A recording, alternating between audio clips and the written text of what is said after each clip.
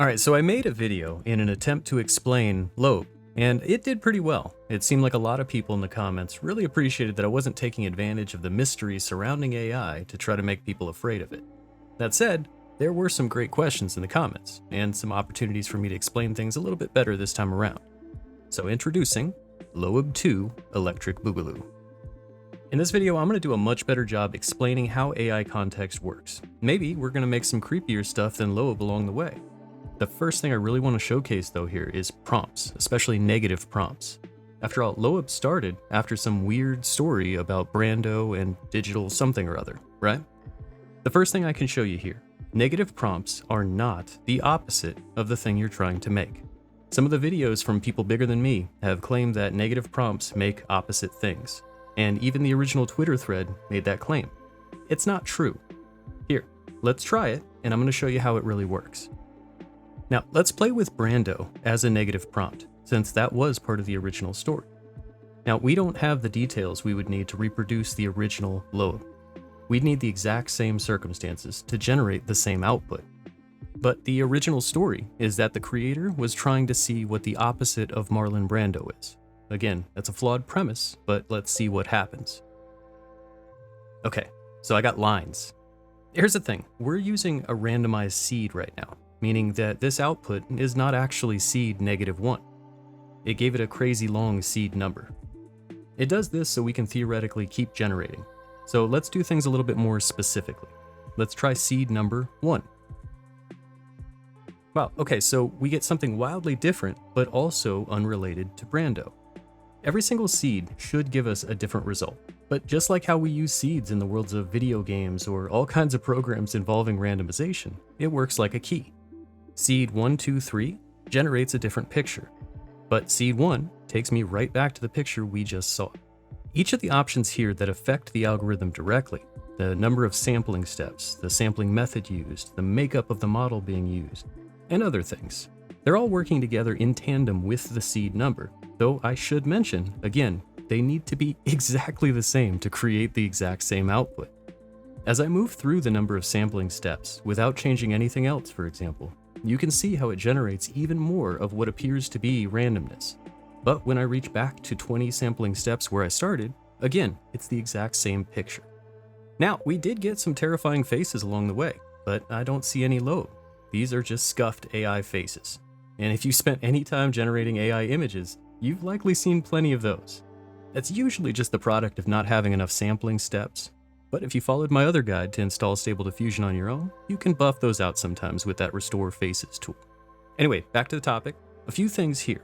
Not only did we make nothing at all like that digital panics thing, but you might also notice that literally nothing here has anything to do with Marlon Brando. That's actually more the point of what negative prompts do.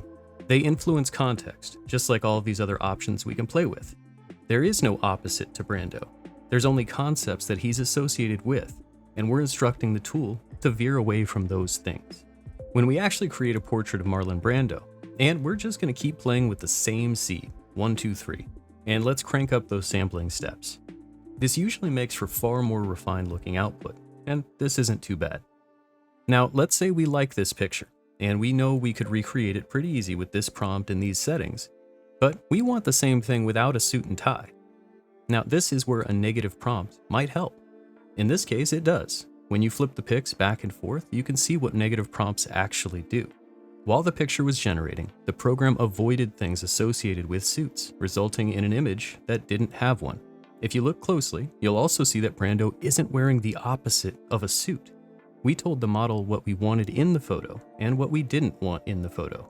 Negative prompts can be powerful when used like this, but they're not likely powerful enough to summon a demon from the AI underworld. So what is Loab? She is the product of a process that was designed to always give a result, even if that result is completely irrelevant.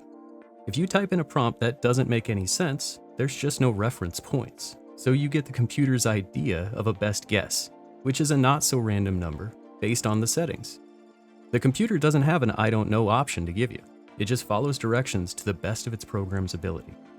So if I ask you to imagine what you thought something meant, you could, but the computer can't. They don't actually have thoughts or imagination. They're always just processing the next command in a list. like a simple calculator, but with billions of calculations in moments. It's so fast, it looks and it feels like magic. So when we ask an insanely complex system to only satisfy the requirements of not having Brando, we're casting a pretty wide net of literally anything except Brando, or things related to him. In fact, here's the kind of output we get when we ask for literally nothing at all, just blank prompts. Shouldn't this be scarier? I could sell you a story about how these are the deep thoughts of my computer, but they're just the conclusion to the question that's being asked. Technically, we asked for anything, and we got it. Side by side, it looks like the anti-Brando slideshow is more vibrant, and it almost looks like highly saturated pop art. And if you're wondering why, it becomes more apparent when it runs next to the slideshow of the regular Brando output. Most of his context is black and white, so the anti-Brando images, consequentially, are vibrant. If the computer interprets that Brando represents grayscale, then the instructions direct the output to avoid grayscale. Hopefully this is a better example to give everybody a better understanding of how negative prompts really function, and we can build on this knowledge as we talk about the other assumption here, that there is a supernatural and persistent entity in the AI landscape. So here's what we're going to do. Rather than type in the random lettering that kicked out for supercomposite, we're going to try to make our own AI daemon right now. We're going to use the negative prompt, and our thing will be a gluor plurituis. Yeah, I wanted to make sure we keep it as ridiculous as the original. And here's what we get. Now, I'm seeing themes of dudes standing next to cars, houses that look like they exist somewhere in the back rooms, wedding gowns, etc. Also, we got a couple of weird faces. All right, so let's take this lady, and I'm going to name her Loaf. And we're going to use her as image context. Now, you're going to remember, she's as far away from a glue-op thing as you can get. And to clarify again, she's not the opposite of a glue-op.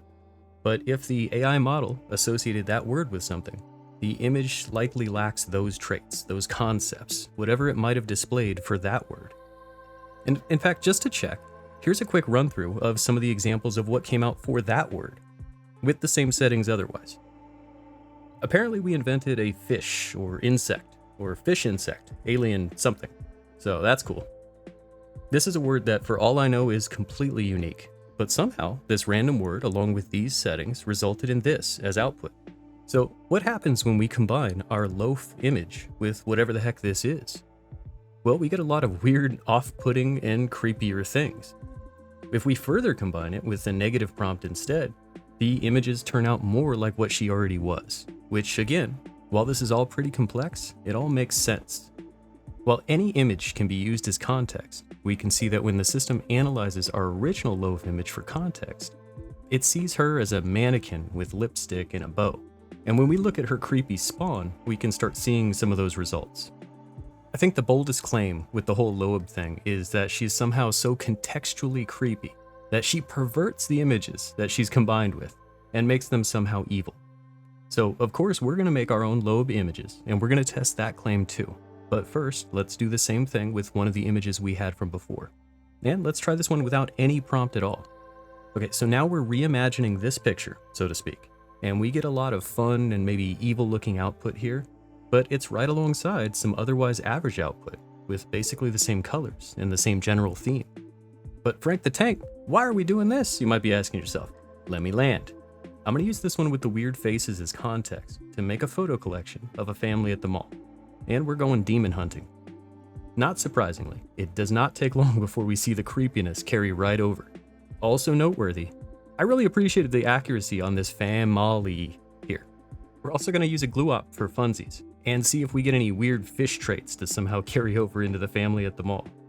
That one doesn't work quite as well. They aren't exactly fish people, but they aren't human. So there's that. Okay, so I'm getting to Loab, but I want to show you a few examples of how themes, concepts, and the unspoken can carry over. Remember that the only prompt here was family at the mall, and the rest came from the image, the settings we used. Now, some bold claims were made about Loab, so here's what we actually get when we combine her image with different prompts and different settings. With family at the mall, I found a pretty distinct lack of chaos. In fact, even while Stable Diffusion finds her to be creepy, that creepiness doesn't even translate often into the photos her image influences in my testing. Now again, I'm only using the original image because that was the claim. It gives me no gore, and it simply doesn't influence images and prompts in the way that people have claimed, at least not with Stable Diffusion. If there's a ghost in this machine, you need to be pretty on the nose to get her out. I even tried to prompt the Loab image to generate a witch, or literally a terrifying, creepy woman, and the best I could get were some of these. Now, I know what you're thinking. Loab needs to be combined with the alien bug things. I'm a step ahead of you. Kinda creepy. But it really seems to be more the vignette lighting and the contrast curves that carry over the most. It's not exactly nightmare fuel, unless you really hate bugs. In which case, I remind you, these aren't real. Now, when I crank down the CFG scale, which controls how strongly the prompt influences the output, I did get a few things that were indeed on the creepier side. But we're talking about a few variations in a huge stack of attempts. Also, for those of you pointing at the screen thinking this is any kind of proof, the same circumstances created both of these examples at the same time. If you can argue Loab creates demonic imagery, we can argue that she creates comical or whimsical stuff as well, especially when we take the reins off. Without all the details needed to recreate the original, to use the same settings, the same seeds, the same model, the story of Loab is a great story. It capitalizes on our current lack of understanding of this new art form. It relies on our tendency to personify artificial intelligence. Years from now, I still don't think most people will bother wrapping their heads around how these things work, so much as focusing on the output. For those people, I'd remind you that we just accidentally created a weird species of bugfish together a few minutes ago. And it works with positive prompts, which is far more reproducible. It looks like we could generate thousands of versions of Gloporuses if we wanted to. In the same way that the computer interprets that nonsense word in a seemingly magical way so that it somehow corresponds with certain concepts, the same thing applies to images. It ties things to their coloring, their features, their actions, the objects, just like we would look for patterns and how we naturally seem to label everything and put everything into neat little boxes. We built computers and programs to work in the same way. It might all come down to how things are ordered and organized in the database that makes up the model, but this much is certain. Everything changes as the model changes. Any amount of new training or additional model files would absolutely change how these things get interpreted, just as how when we learn new things, we see the world in new ways. I hope that this video felt a little bit more complete for those of you who still had some questions after the first one. I have to add that the first video drop resulted in some of the best and funniest comments I've seen so far on my channel. I do appreciate you taking the time to visit, and as always, thanks for watching.